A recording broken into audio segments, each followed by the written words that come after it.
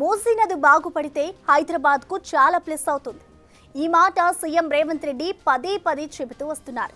చాలా సమస్యలకు మూసీ పునరుజ్జీవంతోనే చెక్ పడుతుందంటున్నారు. అసలు ఈ పునరుజ్జీవం ఎలా చేయాలి, ఏం చేయాలి అన్న విషయాలపై చాలా ప్రతిపాదనలు వచ్చాయి, సర్వేలు జరిగాయి. అయితే ఇప్పటి వరకు జరిగిందంతా పేపర్ వర్కే. కానీ ఇప్పుడు యాక్షన్ ప్లాన్ షురూ అవ్వబోతోంది. ఏషియల్ డెవలప్మెంట్ బ్యాంక్ రుణ మంజూరుకు అంగీకారం తెలపడంతో కథ మారబోతోంది. వీకెండ్లో మూసీ క్లీన్ వాటర్లో బోటింగ్కు వెళితే ఎలా ఉంటుందో ఒక్కసారి ఊహించుకోండి. చుట్టూ గ్రీనరీ, ఐకానిక్ టవర్లు, సరికొత్తగా బ్రిడ్జిలు, మధ్యలో బోటింగ్. మన హైదరాబాద్లో ఈ సీన్ ఊహించుకోవటానికే అద్భుతంగా ఉంది కదా. మరి అది నిజమైతే ఎలా ఉంటుంది? మూసీ మురుగు, దుర్గంధం, ఇంకోవైపు పొల్యూషన్, ఇలా రకరకాల సమస్యల్లో ఉండే సగటు హైదరాబాదీకి ఫుల్ రిలాక్సేషన్ ఇవ్వటం పక్కా. అయితే అసాధ్యం అనుకున్న ఈ పనిని సుసాధ్యం చేసేందుకు సీఎం రేవంత్ రెడ్డి కంకణం కట్టుకున్నారు. ఇన్నాళ్లు పేపర్ వర్క్ జరిగింది, ఇప్పుడు రియాలిటీ కాబోతోంది. అదెలాగో ఇప్పుడు చూద్దాం. హైదరాబాద్ సిటీ నడిమధ్యలో నుంచి మూసీ వెళుతుంది. గండిపేట వరకు ఓకే. ఆ తరువాతే మూసీ దుర్గంధభరితంగా మారుతుంది. సిటీలోకి ఎంట్రీ నుంచి ఎగ్జిట్ వరకు మొత్తం 55 కిలోమీటర్లు మూసీ రివర్ ఉంటుంది. ఇదంతా బాగుపడితే ఒక అద్భుతమే అవుతుంది. భవిష్యత్ తరాలకు చాలా మేలు జరుగుతుంది. మూసీ నది ఒక సబర్మతిగా మారాలి. లండన్ థేమ్స్ మాదిరి వెలిగిపోవాలి. ఇలా జరగాలంటే మాటలు కాదు, పెద్ద ఎత్తున నిధులు అవసరమే. వచ్చే నిధులతో మూసీకి అటూ ఇటూ బ్యూటిఫికేషన్ చేసి వదిలేస్తే సరిపోదు. అందుకే ప్రవహించే నీళ్లు కూడా అద్భుతంగా ఉండాలి. అదే సీన్ ఇప్పుడు రియాలిటీలోకి మారబోతోంది. ఇన్నాళ్లు జరిగిన పేపర్ వర్క్ ముగిసింది. ఇప్పుడు అస్సలు వర్క్ మొదలు కాబోతోంది. Musi river front development project కోసం ఏషియన్ డెవలప్మెంట్ బ్యాంక్ 4100 కోట్ల రూపాయల రుణాన్ని అందించబోతోంది. ఈ రుణంతో హైదరాబాద్ సిటీలో 55 కిలోమీటర్లు ప్రవహించే మూసీ నది పునరుజ్జీవనానికి ఉపయోగపడబోతోంది. ఈ ప్రాజెక్టు ఉద్దేశం సిటీని వరదలు లేని నగరంగా మార్చడం, మూసీ ఒడ్డున పర్యాటక కేంద్రాలను అభివృద్ధి చేయటం, నీటి కాలుష్యాన్ని తగ్గించడం వంటివి ఉన్నాయి. ఫస్ట్ ఫేజ్ లో 2050 కోట్లను ఏడీబీ ఇవ్వబోతోంది. ఇక రెండో విడతలో మిగిలిన 2050 కోట్లు ఇస్తారు. వీటితో నది శుద్ధి, కొత్త సీవేజ్ ట్రీట్మెంట్ ప్లాంట్ల నిర్మాణం, ఆక్రమణల తొలగింపు, రివర్ ఫ్రంట్ ఇన్ఫ్రాస్ట్రక్చర్ డెవలప్మెంట్ కు వాడుతారు. లండన్ థేమ్స్ మాదిరి, అహ్మదాబాద్ సబర్మతి మాదిరి హైదరాబాద్ మూసీని ప్రక్షాళన చేయాలని సీఎం రేవంత్ రెడ్డి ఎప్పుడో సంకల్పించుకున్నారు. లండన్, సౌత్ కొరియా, జపాన్ సహా చాలా చోట్ల పర్యటనలకు వెళ్లినప్పుడు అక్కడి నదులు ఎలా పునరుజ్జీవమయ్యాయో గుర్తించారు. మన అవసరాలకు తగ్గట్లు మూసీని డెవలప్ చేయాలని నిర్ణయించారు. నిజానికి మూసీని బాగు చేయాలని గతంలో ఆలోచనలు చేసినా అవేవి వర్కౌట్ కాలేదు. కేవలం అక్కడక్కడ బ్యూటిఫికేషన్ వరకే పరిమితమయ్యింది. నదిలో నీళ్లు బాగుండాలి అంటే పరిశ్రమలు, గృహ వ్యర్థాలు అందులో కలవద్దు. అప్పుడే బాగుపడుతుంది. సో కథ అక్కడి నుంచే షురూ చేయబోతున్నారు. మూసీ నదిలో కలిసే మురుగునీటిని శుద్ధి చేయటానికి 39 కొత్త సీవేజ్ ట్రీట్మెంట్ ప్లాంట్లను నిర్మిస్తారు. నది ఒడ్డున రైతు మార్కెట్లు, నైట్ మార్కెట్లు, ఎంటర్టైన్మెంట్ సెంటర్లు, బోటింగ్ సౌకర్యాలను, రిలాక్సేషన్ జోన్లు ఏర్పాటు చేయటం వంటివి ఉంటాయి. నది నీటిని శుద్ధి చేసి రకరకాల అవసరాల కోసం వాడేలా ప్లాన్ చేస్తున్నారు. మొదటి దశలో ప్రాజెక్టు బాపు ఘాట్ నుంచి 21 కిలోమీటర్ల పరిధిలో అభివృద్ధి చేస్తారు. సింగపూర్ కు చెందిన మీన్హార్ట్ గ్రూప్ ను డిపిఆర్ తయారీకి రాష్ట్ర ప్రభుత్వం నియమించింది. మూసీ పునరుజ్జీవం పట్టాలెక్కాలంటే ఇది రాత్రికి రాత్రయ్యే పని కాదు. అందుకే సీఎం రేవంత్ మొదటగా ఏమేం చేస్తే వర్కౌట్ అవుతుందో అవన్నీ అమలు చేశారు.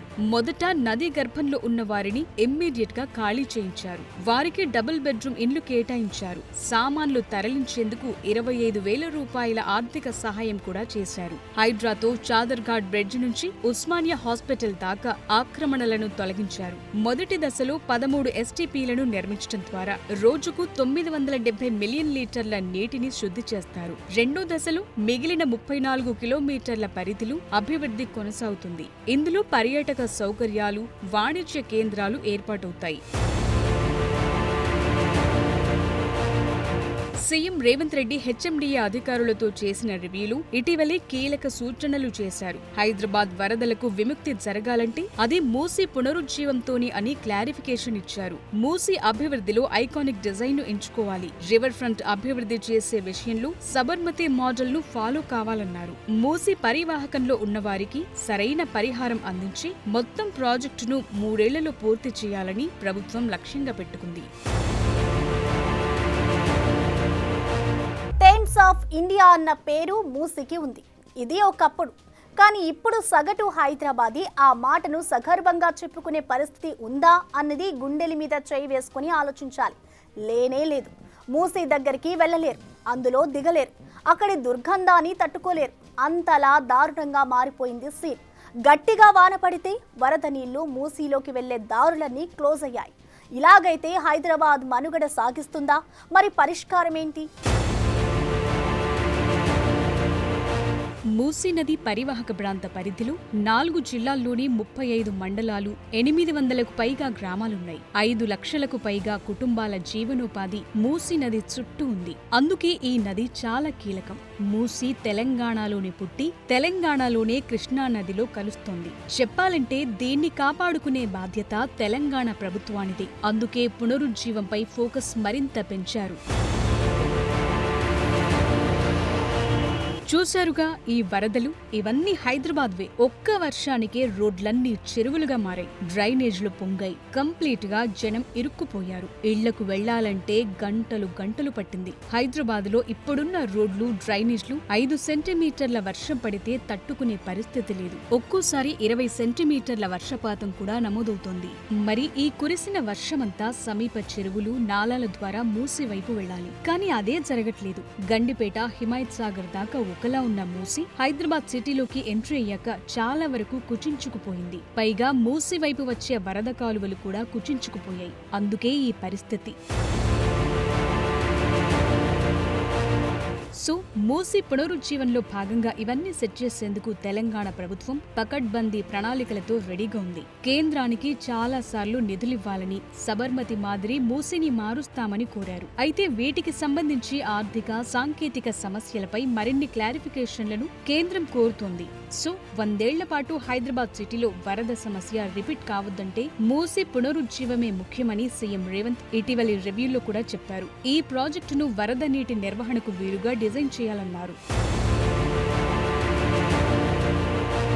హైదరాబాద్లో 55 కిలోమీటర్ల పొడవున మూసీని పునరుద్ధరించడం ద్వారా పరివాహక ప్రాంతంతో పాటు నగరంలో ఉన్న అన్ని ప్రాంతాలు, కాలనీలు సురక్షితంగా ఉంటాయన్నది సీఎం ఆలోచన.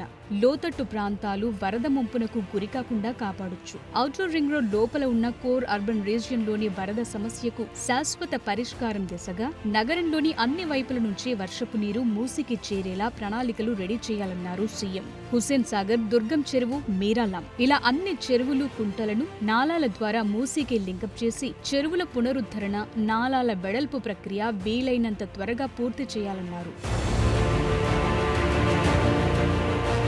104 దేశాల్లోని 258 నదులపై చేసిన స్టడీలో పొల్యూషన్ ఇండెక్స్ లో మూసీ నది మొదటి నుంచి 22వ స్థానంలో ఉంది. అంటే ఎంత కాలుష్య కాసారంగా మారిందో అర్థం చేసుకోవచ్చు. సో నీటి కాలుష్యం నుంచి మూసీని కాపాడాలంటే 90% ఎస్టీపీలే సేవ్ చేస్తాయి. నది ఒడ్డున ఉన్న ఆక్రమణల్ని తొలగించడం కూడా బిగ్ టాస్క్ గా మారింది. ఇవన్నీ సెట్ చేయాల్సి ఉంటుంది. అటు నిజాం కాలంలో మూసీపై నిర్మించిన 17 బ్రిడ్జిల పటిష్టత కూడా చెక్ చేస్తున్నారు. మూసీ చుట్టూ 16 నుంచి 18 ప్రాంతాల్లో హెరిటేజ్ బ్రిడ్జ్లను నిర్మించడంతో పాటు ఆయా ప్రాంతాల్లో వ్యాపారాల కోసం స్థలాలను కేటాయించనుంది. మూసీ వెంబడి రీక్రియేషనల్ జోన్లు, పార్కులు కూడా ఏర్పాటవుతాయి. మూసీ పరిసర ప్రాంతాల్లో రీసైక్లింగ్ చేసిన వస్తువులు, ఉత్పత్తులతో వాక్వేలు, పార్కింగ్ ప్రాంతాలను నిర్మించే ప్రణాళిక రెడీ చేశారు. అలాగే వాతావరణ మార్పులను దృష్టిలో పెట్టుకుని రెయిన్ గార్డెన్లు, గ్రీన్ రూఫ్లను ఏర్పాటు చేస్తారు. వరదలు, విపత్తుల నిర్వహణకు ఎలివేటెడ్ స్ట్రక్చర్లు, ఫ్లడ్ బ్యారియర్లు కడతారు. ఇంకా వరద ముప్పును పసిగట్టడం, నీటి నాణ్యత, నీటి ప్రవాహాలను సమర్థంగా మెయింటైన్ చేయడానికి జియోలాజికల్ ఇన్ఫర్మేషన్ సిస్టమ్ ను వాడటం, అలాగే ఏఐతో అంచనా వేయటం వంటివి కూడా చేస్తారు. ఇలాంటి వ్యవస్థలు సింగపూర్, స్పెయిన్, అమెరికాల్లో ఉన్నాయి. ఓవరాల్ గా చూస్తే తొలి విడతలో నదీ జలాల శుద్ధితో పాటు వర్షపు నీటి నిర్వహణ, వ్యర్థాలు, వరదల నియంత్రణ వ్యవస్థ ఏర్పాటు చేయాలని ప్రభుత్వం భావిస్తోంది. అలాగే రెండో దశలో ల్యాండ్స్కేపింగ్ ను అభివృద్ధి చేసి నది సహజ సిద్ధ లక్షణాన్ని పునరుద్ధరించాలనుకుంటోంది. ఇక మూడో విడతలో మూసీ పరివాహక కారిడార్లలో ట్రాన్స్పోర్ట్ హబ్లను ఏర్పాటు చేయాలని, నాలుగో దశలో ఆదాయార్జన కోసం మూసీ చుట్టూ వాణిజ్య, సాంస్కృతిక ఆదాయ వనరులను గుర్తించాలనుకుంటోంది. ఈ ప్రాజెక్టును అమలు చేసేందుకు Musi river front development corporation తొలి విడత పనులకు 5,863 కోట్లు అవసరమని అంచనా వేసింది. అందులో రాష్ట్ర ప్రభుత్వం 30% అంటే 1,763 కోట్లు భరించనుండగా మిగిలిన 70% అంటే 4,100 కోట్లను ఏషియన్ డెవలప్మెంట్ బ్యాంక్ నుంచి సేకరించబోతున్నారు. ఇటీవలే ఏడీబీ బృందం హైదరాబాద్ లో పర్యటించింది. అధికారులతో పలు దఫాలుగా చర్చించి నిధుల మంజూరుకు గ్రీన్ సిగ్నల్ ఇచ్చారు. 2030 డిసెంబర్ 30 నాటికి మూసీ పునరుజ్జీవ ప్రాజెక్టును పూర్తి చేయాలని రేవంత్ ప్రభుత్వం లక్ష్యంగా పెట్టుకుంది. ఈ క్రమంలో నిధుల మంజూరుతో పనులు మొదలు కాబోతున్నాయి.